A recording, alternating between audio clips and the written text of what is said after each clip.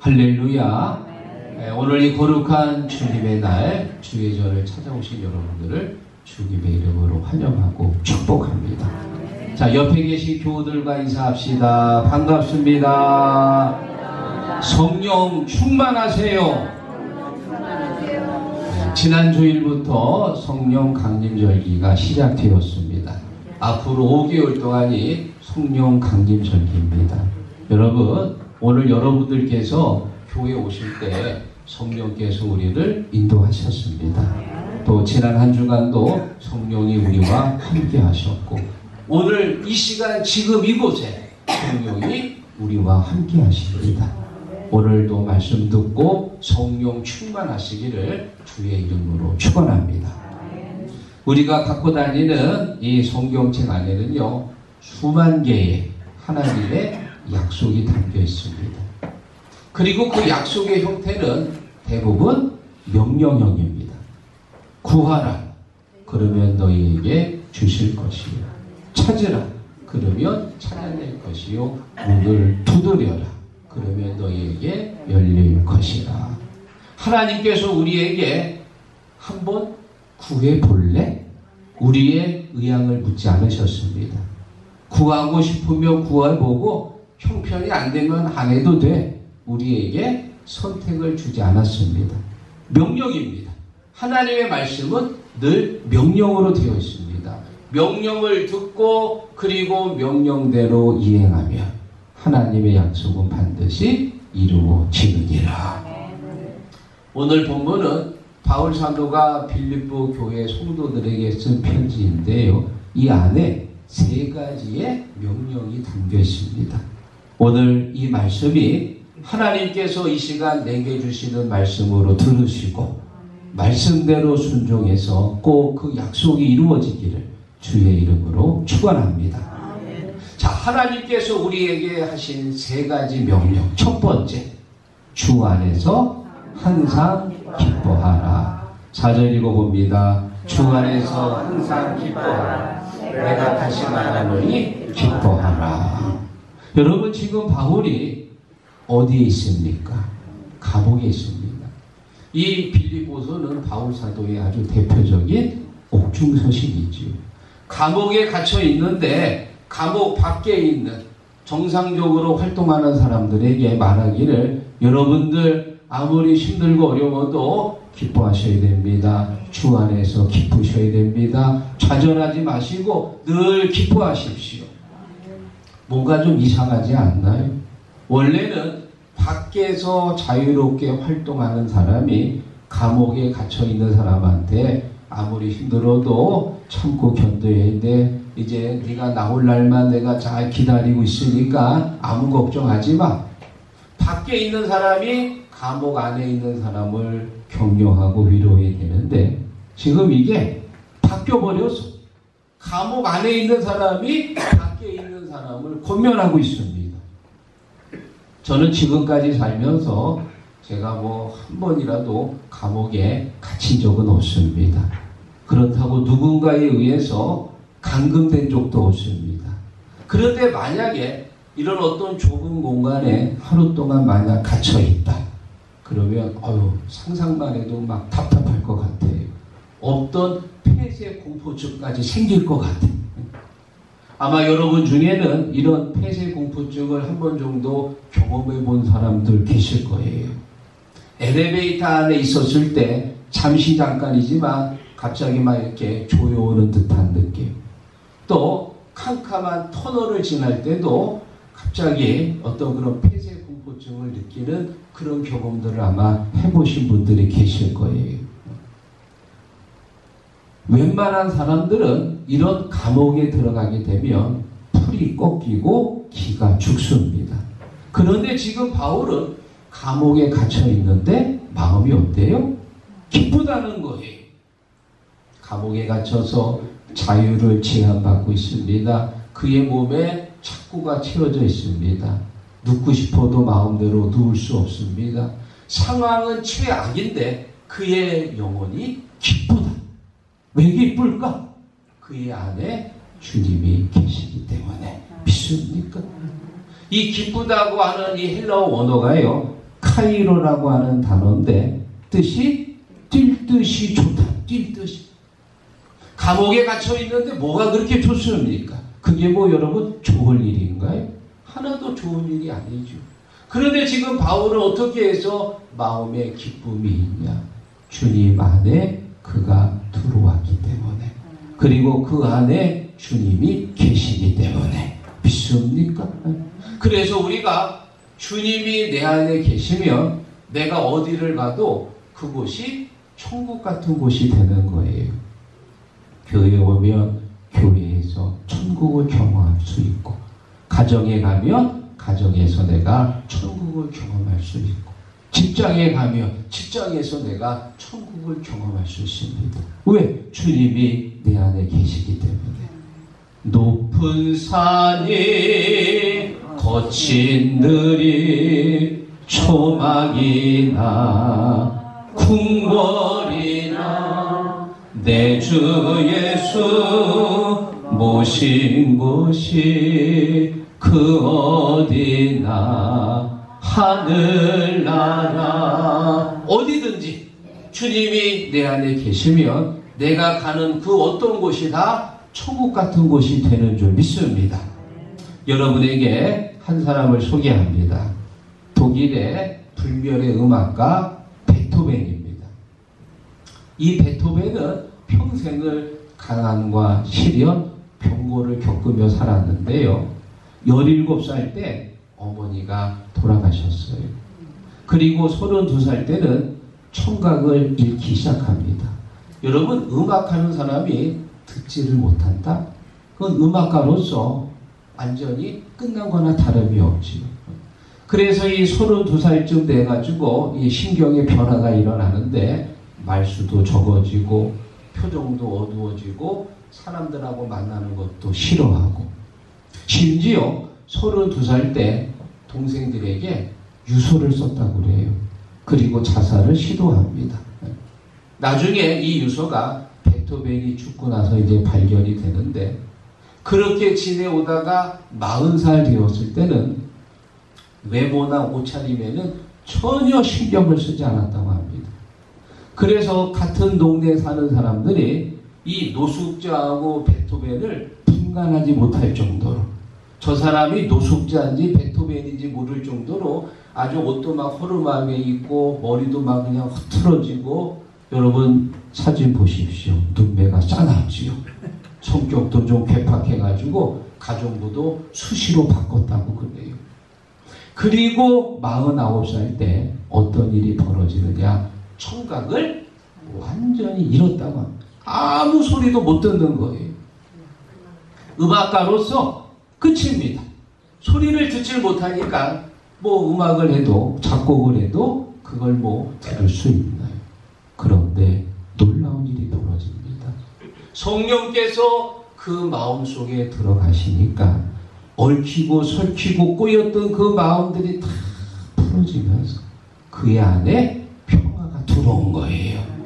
그리고는 그동안 보지 못했던 그런 것들이 보이는데, 이런 풀한 포기들, 또 나무 한 그루, 날아다니는 새 하나하나가요, 다 하나님의 사랑이고 하나님이 내게 주신 선물로 받아들여진 거예요. 그리고 나서 그가 곡을 작곡하는데, 그때 이제 지은 곡이 뭐냐? 9번 고향곡 제4학장 환희의 송가입니다. 우리 성경 찬송가 64장에 있습니다. 따라라라라라라라 따라라라라라라 따라라라라라라 따라라라라라. 제가 허밍으로 부른 것은 베토벤이 이 곡을 만들 때는 가사가 없었습니다. 곡만 적은 거예요. 여러분, 이 64장을 부르고 있노라면 마치 내가 천국길을 걷는 것처럼 그런 기쁨을 느낄 수가 있습니다. 어떤 사람이라 할지라도 성령이 그의 안에 들어오시면 죽고 싶은 사람도 살고 싶은 마음으로 바뀌고, 불평하고 원망하던 사람들도 그 마음속에 감사의 마음으로 바뀌는 거예요. 여러분, 오늘 이 시간 주 안에서 항상 기뻐하시기를 주의 이름으로 축원합니다. 자, 그리고 두 번째 하나님의 명령, 너희 관용을 모든 사람들에게 알게 하라. 5절 같이 읽어보겠습니다. 너희 관용을 모든 사람에게 알게 하라. 주께서 가르치셨습니다. 아멘. 빌립보 교회 안에는 아주 유명한 두 명의 여성 일꾼이 있습니다. 2절에 보니까는 유오디아와 순두계입니다. 아마 이 두 여성은 우리식으로 말하면 여손교회 회장님하고 아마 총무님일 거예요. 두 사람은 교회를 위해서 아주 열심히 충성하는 일꾼입니다. 자, 그런데 두 사람이요, 의견이 틀려요. 의견 충돌이 일어납니다.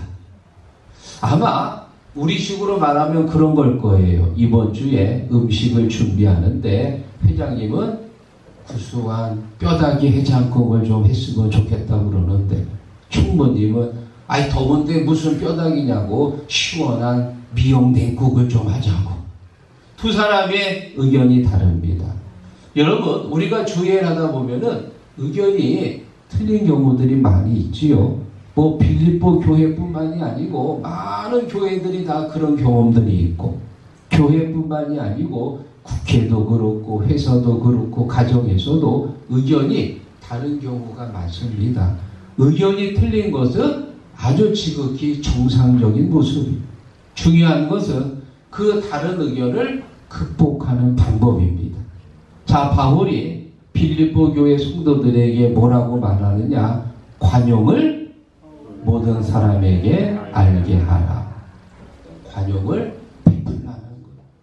관용이라고 하는 단어를 국어사전에 보니까 이렇게 나와 있습니다. 상대방의 잘못을 너그럽게 용서하고 받아들이는 것이다. 너그럽게 용서하고. 여러분, 점심 한 끼 먹는 게 뭐 그렇게 중요한가요?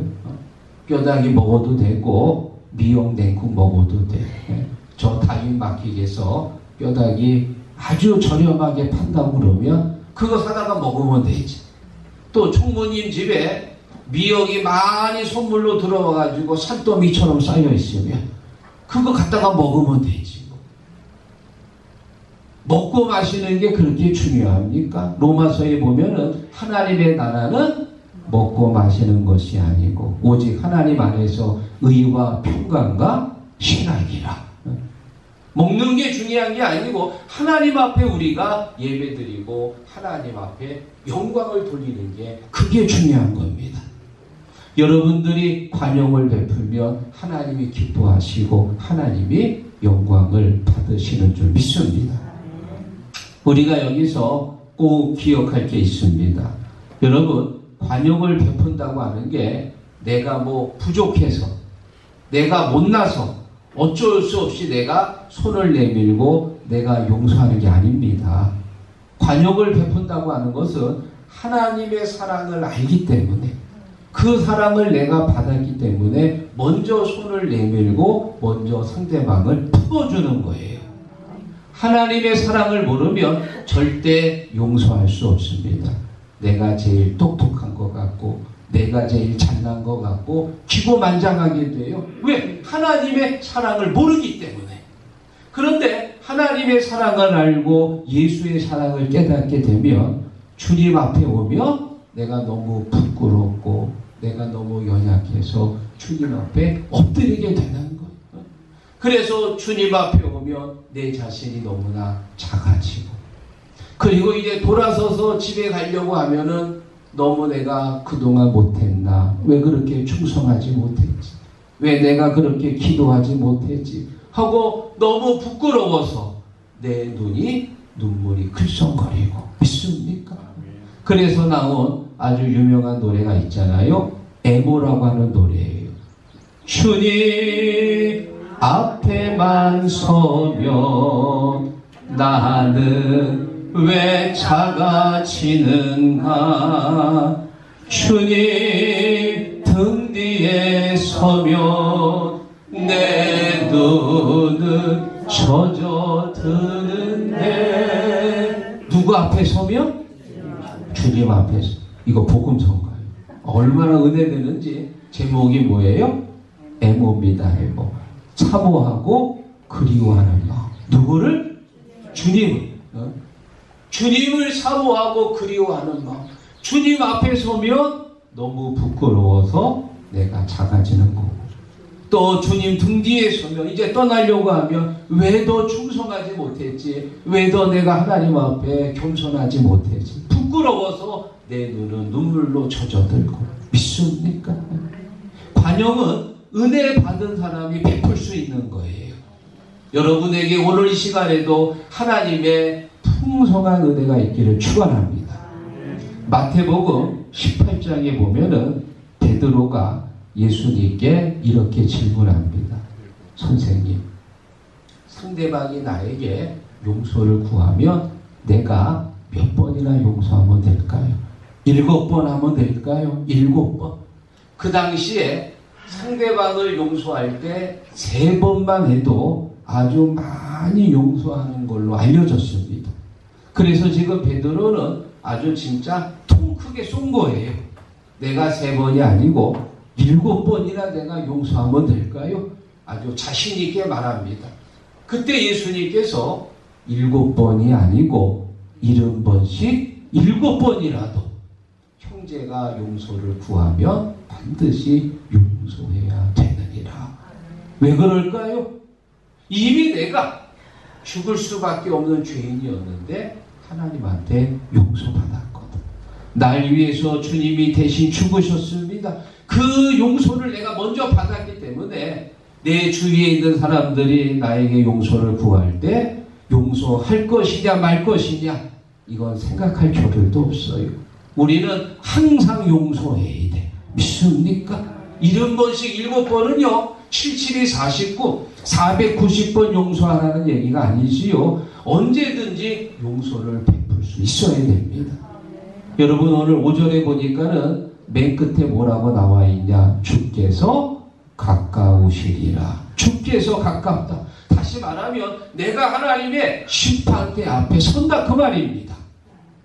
주님 앞에 섰을 때 주님께서 말씀하십니다. 나는 너를 용서했는데 왜 너는 내 친구를 용서하지 못했느냐? 내 남편을 용서하지 못했느냐? 내 이웃을 용서하지 못했느냐? 라고 책망하시면 우리가 그 앞에서요 쩔쩔매는 거예요. 아무 변명도 못합니다. 주님이 나를 용서하신 것처럼 나도 내 주변에 있는 사람 한 사람 한 사람 다 관용을 베푸시기를 주의 이름으로 축원합니다. 자, 그리고 마지막 3번째, 하나님의 3번째 명령, 아무것도 염려하지 말고 기도해라. 자, 6절 같이 읽어봅니다. 아무것도 염려하지 말고 다만 모든 일에 기도와 간구로 너희 구할 것을 감사함으로 하나님께 아뢰라. 여러분, 지금 여러분들 마음속에 어떤 걱정이 있습니까?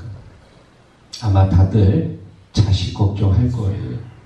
또 자식이 나이가 찼는데 아직도 결혼하지 않았으면 아이고 우리 아들 딸이 언제 결혼하나 걱정이 되지요. 건강이 안 좋으신 분들 건강 걱정이 되고요. 자꾸 또 아랫배가 나오면 늘어나는 뱃살 걱정도 되고.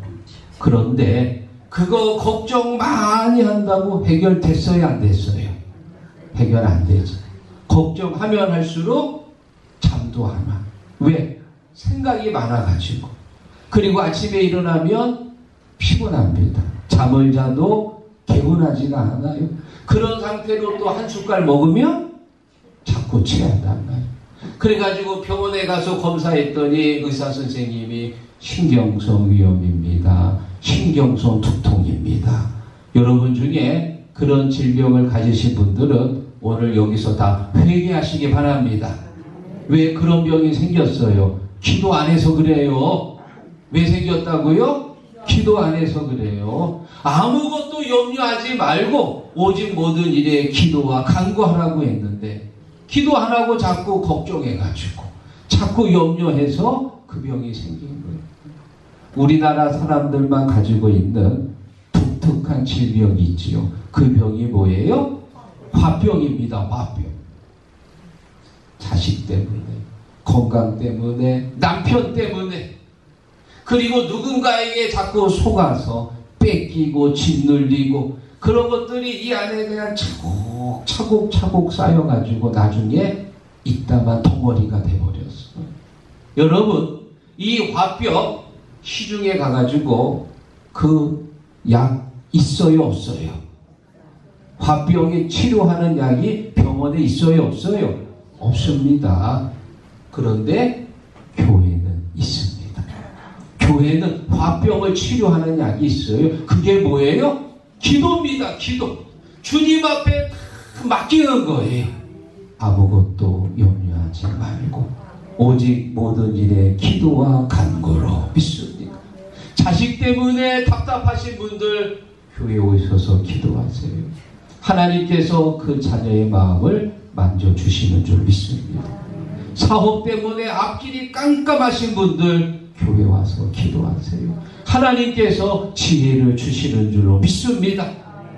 건강 때문에 걱정하시는 분들 교회 와서 기도하세요. 하나님께서 강하게 잡아주시는 줄 믿습니다. 우리가 기도하면은 시편 130편 3절에 말씀하십니다. 내가 간구하는 날에 주께서 응답하시고 나를 강하게 하셨나이다. 아멘.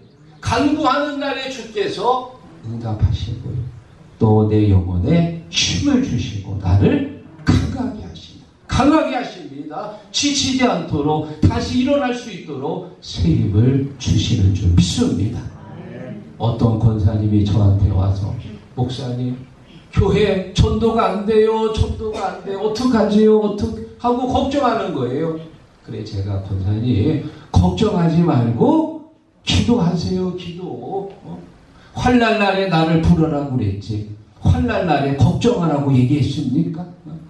걱정해가지고 전도되면 24시간 걱정만 하고 살게요. 걱정 끝! 근심 끝! 기도 시작. 믿습니까? 기도할 때 우리의 마음을 열어주십니다. 기도할 때 힘을 주시고요. 기도할 때 나를 강하게 하시는 줄 믿습니다. 말씀을 정리하면서 여러분에게 한 가지 책을 소개합니다. 느리게 사는 즐거움. 캐나다 출신의 어니 젤린스키라는 작가가 쓴 책인데요. 이 느리게 사는 즐거움 책 속에 아주 재미있는 내용이 있습니다. 우리가 하는 걱정거리들이 많이 있잖아요. 그 걱정거리들을 분석을 해봤더니 40%는 절대 일어나지 않는 사건들에 대해서 걱정하고 30%는 이미 일어난 사건들에 대해서 걱정하고 있고 22%는 걱정하지 않아도 되는 아주 사소한 사건들에 대해서 걱정하고 있고 4%는 우리가 걱정하든 안 하든 어차피 일어나는 일들 불가항력적인 사건들에 대해서 걱정하고 있고 그러니까 다 합치면 96%인데요. 이 96%는 뭐냐 한마디로 쓸데없는 걱정이라 그 얘기야. 내가 걱정하든 안 하든 관계없이 어차피 일어났고 일어날 일들입니다. 그러니까 우리가 진짜 걱정할 만한 일은 몇 프로예요? 딱 4%예요. 4%. 그 4% 가지고 평생 걱정하면서 사는 거예요. 걱정하면서. 여러분 요즘 일본에 쌀이 없어가지고요. 쌀 품귀 현상이 일어나고 있습니다. 그래서 올해 4월 달부터 우리나라로부터 쌀을 수입하고 있어요. 우리나라에서 쌀을 수입하면은 10kg에 한 9만 원 정도 삽니다. 싸요, 안 싸요? 비싸죠. 우리나라 요 마트에 가면은 쌀 10kg 한 3만 원대 살 수 있거든요. 그러니까 2배 이상 주고 사는 거예요. 배송료에다가 또 세금까지 붙으면 10kg에 9만 원이면 굉장히 비싼 건데 일본에서는요 9만 원도 싸대요. 그래서 우리나라에서 쌀을 수입하는 거예요. 왜 일본이 이렇게 쌀이 없어졌느냐? 지진 때문에 쌀을 이제 사재기하는 사람들도 있고 또 작황이 안 좋아가지고 또 결국 이렇게 흉년 때문에 쌀이 없는 경우도 있고 관광객들이 쌀을 사는 경우도 있습니다. 뭐 여러 가지 이유가 있겠지요. 그런데 어떤 유튜브에 보니까 중국이 일부러 일본 쌀을 사재기 해가지고요 전쟁을 준비하고 있다는 거예요. 그래서 앞으로 3차 대전이 일어날지도 모른다고 말합니다. 우리나라 말에 착각은 자유지. 개인적인 생각이니까 얼마든지 가능한데 또 이런 유튜브를 들으면서 걱정하는 사람들이 있어요. 걱정하는 사람. 며칠 전에 사모님이 나한테 그래요. 목사님 1개월치 생존 배낭을 준비하면 어떨까요? 혹시 전쟁 나면 1개월치 생존 배낭을 준비해서 먹어야 된대요. 그래서 제가 그랬어요. 그래요. 개가 안 나게 해봐. 개가 안 나게 소문 안 나게. 여러분들이 아무리 걱정하고 또 걱정한다고 전쟁 날 거 안 날 것도 아닙니다. 저 북한의 저 양반이 미사일 쏘려고 준비하는데 시국교회 아무개 권사가 걱정한다고 안 쏠까요? 관계없습니다. 우리가 아무리 걱정해도 쏠 사람은 쏠 것이고 도망갈 사람은 도망갑니다. 걱정한다고 해서 되는 건 아무것도 없습니다. 내 몸만 병들고 죽나지. 걱정하지 말고 기도하십시오. 우리나라 국가를 위해 기도하시고 정치인들을 위해 기도하시고 100번 걱정하는 것보다 한 번 기도하는 게 낫다. 아무것도 염려하지 말고 주 예수께 아뢰라. 기도할 때 하나님이 역사하시고 기도할 때 하나님께서 내 걱정을 꽉 붙들어 주시고 내 마음에 평안을 주십니다.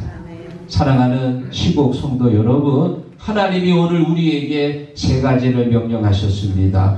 항상 기뻐하라, 관용을 베풀라, 아무것도 염려하지 말고 기도하라.